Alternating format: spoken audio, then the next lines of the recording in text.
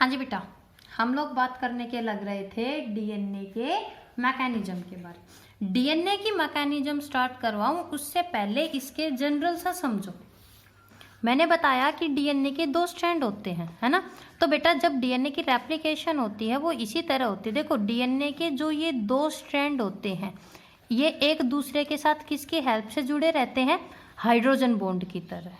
ठीक है, hydrogen bond help करता है कि इसकी एडेनाइन इसके थाइमिन से, या इसकी गुआनोसाइन इसके साइटोसिन से, या इसकी साइटोसिन इसकी गुआनाइन से कैसे जुड़ी रहती है? हाइड्रोजन बॉन्ड की हेल्प से। सबसे पहले ये हाइड्रोजन बॉन्ड टूटेंगे, ठीक है, हाइड्रोजन बॉन्ड टूटेंगे तो जो डीएनए के दोनों स्ट्रैंड है वो अलग हो जाएंगे। लेकिन डीएनए के स्ट्रैंड ये नहीं है कि अलग अलग हो गए, पूरे डीएनए को अलग करना बहुत बड़ी बात है। तो डीएनए जो सेपरेट होता है वो इस तरह होता है, ऐसे। जितनी एनर्जी मिलती जाएगी उतना वो अलग, ठीक है। पहले इतना खुलेगा, देन उसके बाद में थोड़ा सा और खुलता जाएगा, यानी कि डीएनए इस तरह खुलता जाता है कि धीरे धीरे, देखो दिखाई दे रहा है कि सबसे पहले डीएनए कम खुला फिर ज़्यादा खुला, इस तरह डीएनए यानी कि वाई शेप में डीएनए जो रहता है वो खुलता जाएगा। इनके अपोजिट ये नए स्ट्रैंड बनते जाएंगे और फाइनली जब वो पूरी तरह हो जाएगा तो एक स्ट्रैंड ऐसे बन जाएगा और एक स्ट्रैंड ऐसे, यानी कि जो ये इस तरह खुलते जा रहा था जब पूरी तरह खुल जाता है एक स्ट्रैंड ये बन जाएगा और एक स्ट्रैंड ये बन जाएगा। इसका क्या मतलब हुआ? हमें बहुत से ऐसे एंजाइम चाहिए। अब लगा लो डीएनए जो रहता है एक दूसरे के ऊपर कोइल नहीं है लेकिन इस तरह है। एंजाइम चाहिए इस डीएनए को इस तरह खोलने के लिए, ठीक है। और जब कोई चीज़ खुलती है तो चांसेस रहते हैं कि वो वापिस से अटैच हो जाए। तो बहुत से एंजाइम, बहुत इंपॉर्टेंट एंजाइम्स आएंगे जिनके बारे में आपको पता होना बहुत ज़रूरी है। Exposure to DNA strand. सबसे पहले मैंने क्या बताया, ये देखो डीएनए मान लो इधर से जुड़ रहा है, जब ये हाइड्रोजन बॉन्ड टूटेंगे तभी तो ये डीएनए इस तरह खुलना स्टार्ट होगा। तो बेटा इस तरह खुलने के लिए जो सबसे पहला एंजाइम चाहिए डीएनए को, उसका नाम है हेलिकेज। हेलिकेज एंजाइम आएगा और इस साइट पे जाएगा और डीएनए के बीच के हाइड्रोजन बॉन्ड्स, ये देख लो पूरा डीएनए एक साथ नहीं खुला, थोड़ा थोड़ा खुलता जाता है, थोड़ा थोड़ा ओपन होता जाता है। तो सबसे पहले यहाँ पर काम करने वाला कौन है? Helicase enzyme. हेलिकेज एंजाइम ने दोनों स्ट्रैंड को क्या किया? हाइड्रोजन जैसे ही बॉन्ड टूटा तो जो दोनों स्ट्रैंड थे, सिर्फ पूरा डीएनए नहीं, उसका कुछ हिस्सा था जो कि कैसा हो गया? Single strand. पहले एंजाइम का नाम याद हो गया। अब दूसरे एंजाइम, अब सिंगल स्ट्रैंड को बेटा स्टेबिलिटी भी तो चाहिए। पता चला या तो डिग्रेड हो गया या वैसे कोई प्रॉब्लम आ गई, तो वो एंजाइम जो कि इन दोनों सिंगल स्ट्रैंड को स्टेबलाइज करेंगे उनका नाम है सिंगल स्ट्रैंड बाइंडिंग प्रोटीन। क्या नाम है? सिंगल स्ट्रैंड बाइंडिंग प्रोटीन या हेलिक्स स्टेबलाइजिंग प्रोटीन। दो एंजाइम के नाम ये बेटा बहुत बहुत बहुत इंपॉर्टेंट है, मेडिकल एंट्रेंस के लिए भी और आपके बोर्ड के लिए भी। 110% दोनों ही जगह यहाँ से क्वेश्चंस आते हैं एंजाइम के रिन के ऊपर। तो डीएनए के दोनों स्ट्रैंड को किसने अलग किया? हेलिकेज ने। अब उन दोनों स्ट्रैंड को जो सिंगल सिंगल हो गया, स्टेबिलिटी कौन देंगी? Single strand binding protein. रस्सी देखी है, रस्सी को खोल दो लेकिन वो फिर से जुड़ भी तो जाती है, तो सेम डीएनए है भाई, कोइल तो हो रखा है, दोबारा ना जुड़ जाए। तो यहाँ पर ठीक है कि यहाँ पर भी कुछ प्रोटीन्स, कुछ एंजाइम्स जुड़ जाते ताकि जो ये दो स्ट्रैंड अलग होना शुरू हुए हैं ये फिर से एक दूसरे के साथ ना जाए। तो वो तीसरा जो एंजाइम जो कि इस टेंशन को रिलीज करता है उसका नाम है टोपो आइसोमरेज। देखो जो टॉप पे जुड़ जाएगा, nicking and resealing of DNA strand, उसको रीसील करेगा, ठीक है। अब आपके पास बोर्ड में क्वेश्चन ये नहीं आएगा कि कंप्लीट एक्सप्लेन कर रखो, या तो आएगा प्रोकैरियोट्स में या आएगा यूकैरियोट्स में। अगर यूकैरियोट का नाम आ जाए तो वहां पर आप लिखोगे टोपो आइसोमरेज और एज टोपो आइसोमरेज। ध्यान से सुनना, एज टोपो आइसोमरेज बैक्टीरिया में जो रहता है उसका नाम है गाइरेज। क्लियर? तो हमने यहाँ पर 4 एंजाइम का नाम पढ़ा। वैसे तो 3 है, गायरेज, टोपोआइसोमरेज है।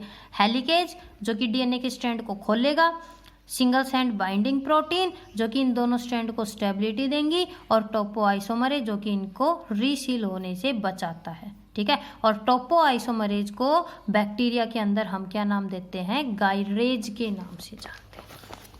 क्लियर? ये देखो इस तरह दिखाई दिया है। ये रही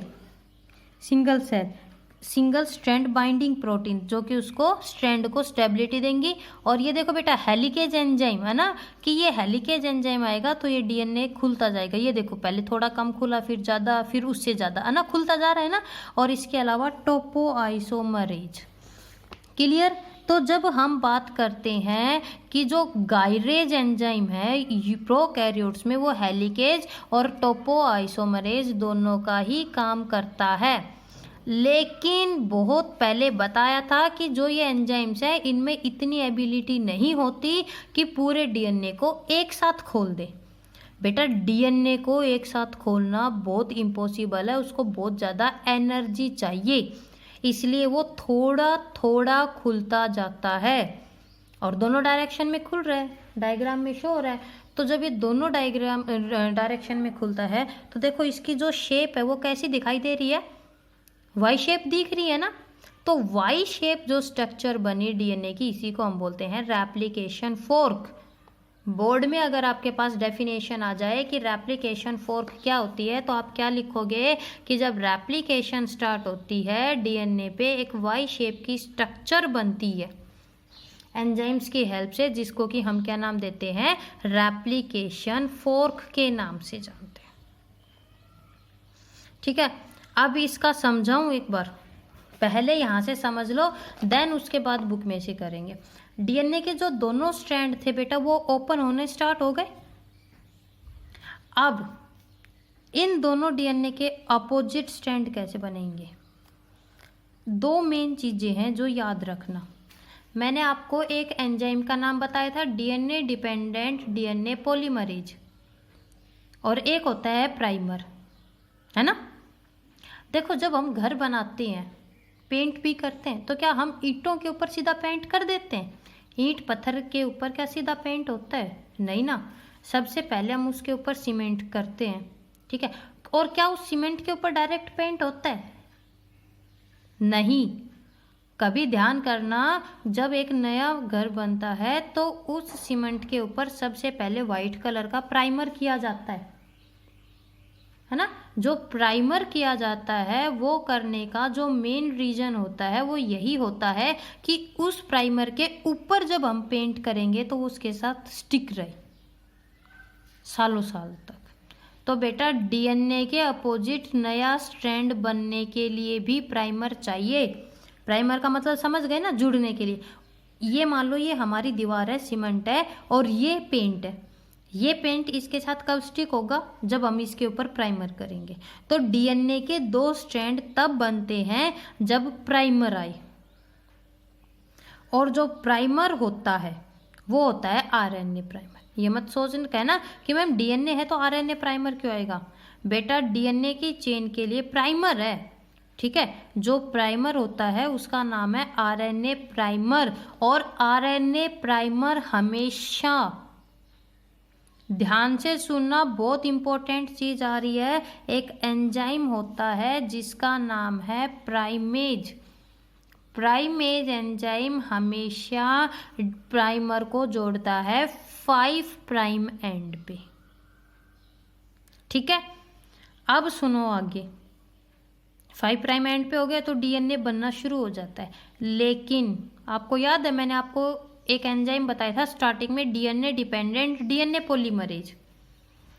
मान लो इधर जी है, इधर सी बनेगा, इधर सी है, जी ए टी जी जी, तो ये चेन इस तरह बढ़ेगी। बेटा डीएनए डिपेंडेंट डीएनए पॉलीमरेज हमेशा, डीएनए डिपेंडेंट डीएनए पॉलीमरेज हमेशा जो नया नाइट्रोजन बेस जोड़ता है वो जोड़ता है 3 प्राइम एंड पे। यानी कि जो नया डीएनए बनेगा उसकी डायरेक्शन हमेशा कैसी रहेगी? 5 प्राइम टू 3 प्राइम कंटिन्यू। ध्यान से सुनना, डीएनए जो बनेगा वो हमेशा किस डायरेक्शन बनेगा, 5 प्राइम टू 3 प्राइम। क्यों? क्योंकि 5 प्राइम पे प्राइमर जुड़ता है और सिर्फ जो नए नाइट्रोजन बेस पेयर वो जुड़वाता है पॉलीमरेज एंजाइम, वो जुड़वाता है 3 प्राइम एंड पे। लेकिन डीएनए के दो स्ट्रैंड अपोजिट है। तो देखो जो 5 से 3 की तरफ चल रहा है, ये देखो 5 से 3 की तरफ चल रहा है, उसका अपोजिट तो 5 to 3 का आराम से बन जाएगा। लेकिन 3 to 5, अब क्या 5 के अपोजिट 5 आ सकता है? नहीं। तो देखना बेटा, ये डीएनए जब खुला ये तो सीधा बनता जाएगा, है ना, एक तो सीधा बनता जाएगा, लेकिन जो दूसरा बनेगा वो टूट टूट के बनेगा, जितना खुलेगा उतना। ये देखो सबसे पहले ये कम खुला था तो ये कम बना। क्यों? क्योंकि जो 3 to 5 है तो 5 के अपोजिट 3 आना चाहिए। अब 3 प्राइम एंड पे तो प्राइमर जुड़ता ही नहीं है, प्राइमर कहाँ जुड़ेगा, यहाँ। तो वो जितना खुला, मान लो ये हिस्सा खुला, तो इस हिस्से पे सबसे पहले 5 प्राइम एंड पे क्या हुआ, प्राइमर आया और उसने डीएनए को बनाया। फिर और डीएनए खुला, तो देखो ये स्ट्रैंड तो कंटिन्यू है। क्यों? क्योंकि बस एक बार प्राइमर जुड़ गया, सिर्फ नाइट्रोजन बेस पेयर इस तरह जुड़ते जाएंगे। लेकिन यहाँ पर अब जब इतना हिस्सा खुला तो फिर से प्राइमर आया और फिर से डीएनए बना। तो इसी तरह ये प्रोसेस चलती रहती है कि एक स्ट्रैंड जो डीएनए का है वो लगातार बनता रहेगा और दूसरा बेचारा टुकड़ों में बनेगा। ठीक है, तो अब समझे ना, सेमी डिसकंटिन्यूअस की जब डीएनए की रेप्लिकेशन होती है तो डीएनए का एक स्ट्रैंड तो कंटिन्यू बन रहा है, एक डिसकंटिन्यू। तो बेटा जो ये कंटिन्यू स्ट्रैंड बनता है इसको तो बोलते हैं लीडिंग। ठीक है, कंटिन्यू जो स्ट्रैंड बन रहा है इसको हम बोलते हैं लीडिंग, और जो ये डिसकंटिन्यू बनता है, जो टुकड़ों में बन रहा है, छोटे छोटे टुकड़े डीएनए के बन रहे हैं, उनको बोलते हैं लैगिंग। लेकिन टुकड़ों में नहीं बनेगा। ठीक है, अब आगे बताती हूँ, इसको हम क्या बोलते हैं, लैगिंग स्ट्रैंड। तो लैगिंग स्ट्रैंड क्यों बनता है ये चीज समझ आ गई। जब पूरा डीएनए खुल जाएगा तो उसके बाद क्या होगा, ये जितने भी प्राइमर होते हैं ये तो हट जाएंगे, और यहाँ पर आपको एक एंजाइम दिख रहा होगा लाइगेज, वो लाइगेज इन सारे टुकड़ों को जोड़ देगा और उसके बाद जो ये स्ट्रैंड है वो क्या हो जाता है, देखो ये कंटिन्यू हो गया ना, जो छोटे छोटे टुकड़ों में बन रहा था। ये होती है इसकी ओवरऑल मैकेनिज्म।